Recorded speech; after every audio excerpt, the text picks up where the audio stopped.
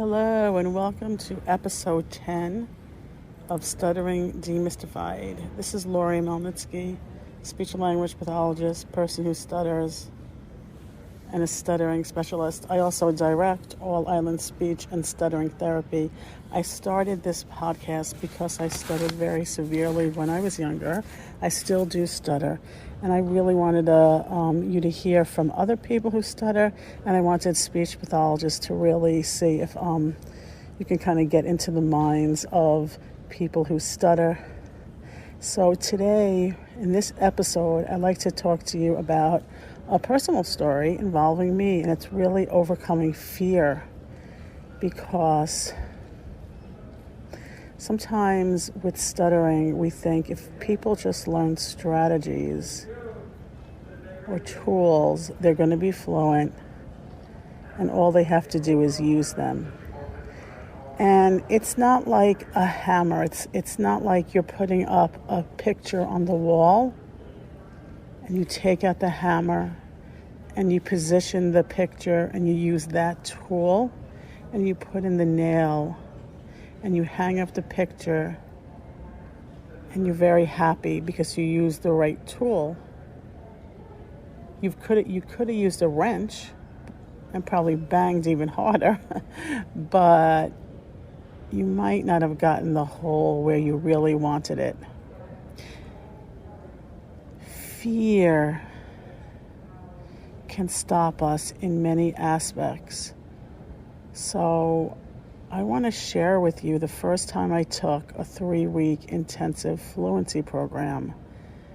And like some people dream about going to like a faraway land that they've never been to. Like I've always dreamed about going to Bora Bora and being in the sun and being out on the beach with the waves moving and the trees moving and being and feeling totally tranquil. I always dreamed about saying what I wanted to say. I always dreamed about being able to just talk without struggling, without stuttering, without the tremor in my lips, without the block in my throat. So my quest for fluency really started when I was about 18. And it's kind of interesting because it's a little bit of a paradox, because I did work, I did answer phones, I did do what I had to do, but I was fearful. I was fearful about speaking in class. When asked to do public speaking, which is really hard, I just want to stress this. If you have a child in high school, whether you stutter or not, we don't really learn public speaking skills. I'm still learning them now as an adult. So I was fearful of it. I was fearful of saying my name. I was fearful about calling a doctor. But basically, I was fearful about being found out as someone who stuttered. Like the shame, the embarrassment. So after this 3-week intensive where I worked very hard and came back fairly fluent, I was still fearful of being found out. So to give you an example, if you were walking a tightrope, you would be fearful of falling. So you would be so careful that you would be taking these small, tiny steps. So I was speaking so slowly to try and be fluent, and if I wasn't, beating myself up and then saying to myself how embarrassing it is that I went away for a 3-week course and that I'm a speech pathologist who wants to help people who stutter, and I might stutter. And that fear can halt you. It could bring up intense feelings in you. And it's the same thing when a student is asked to speak. in a public speaking course, or not a public speaking course, many schools don't even have that, just to give a presentation, the fear of being found out. So what are some things that helped me, and what are some things that can help either your student or your child? Number one, just stress that stuttering isn't their fault. It just is what it is. They didn't do anything wrong. Whether they've been in speech therapy or not, if they stutter, they stutter. Encourage them to get support. Going to the National Stuttering Association, being around other people who stutter, and they have a lot of things online now, was life-changing. Reading newsletters from the Stuttering Foundation of America and National Stuttering Association and feeling not alone was life-changing. Connecting with other people who stutter and telling people that you stutter. That's really, really hard. That's like admitting your worst fear, your worst weakness. I mean, imagine your worst weakness and having to admit it to the world. So it's very hard to do it. It's not something I did, and I still have a very hard time doing it. I'll share with you like a really personal story. I got pulled over recently because I was in an area that I wasn't familiar with, and the police officer said that I was driving too slow.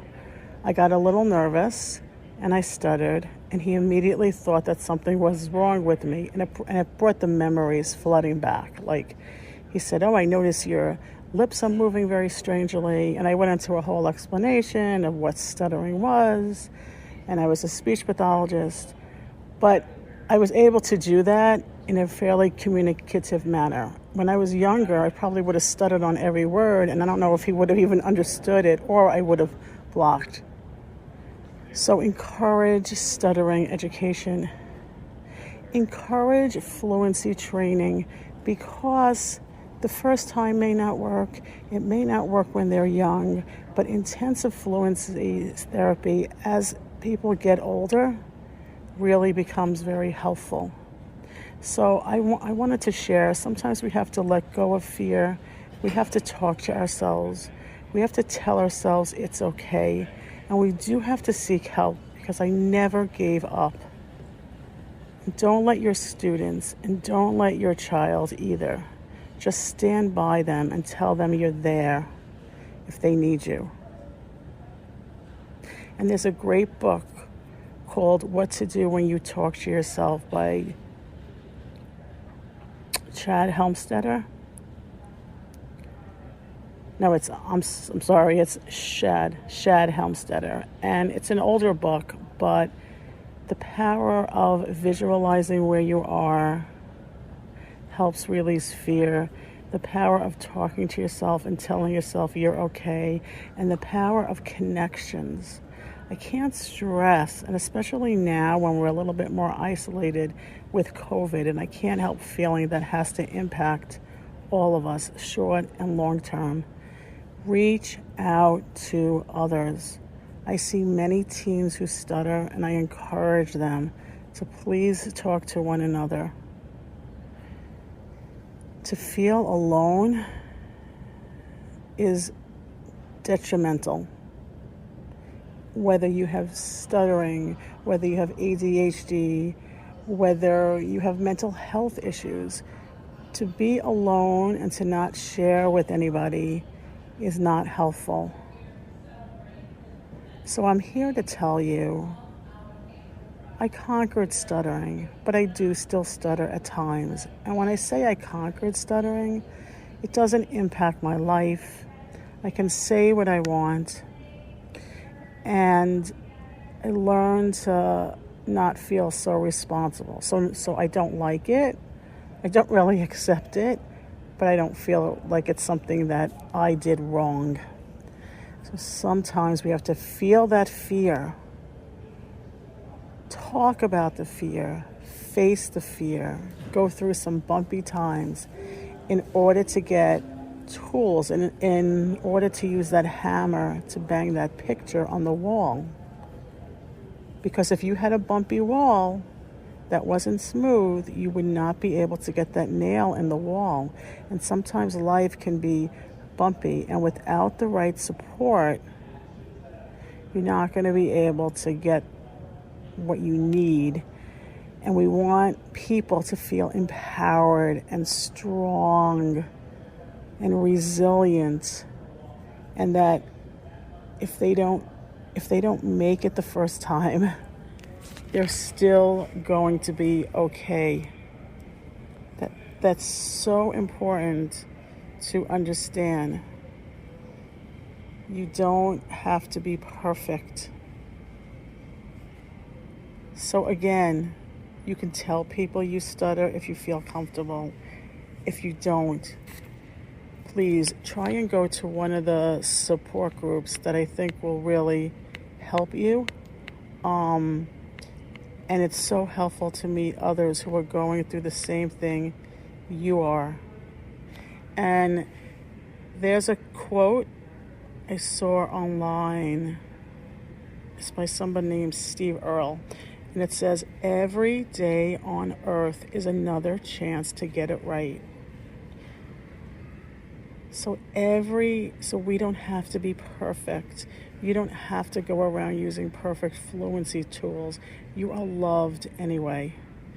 So sometimes we have to let the fear go.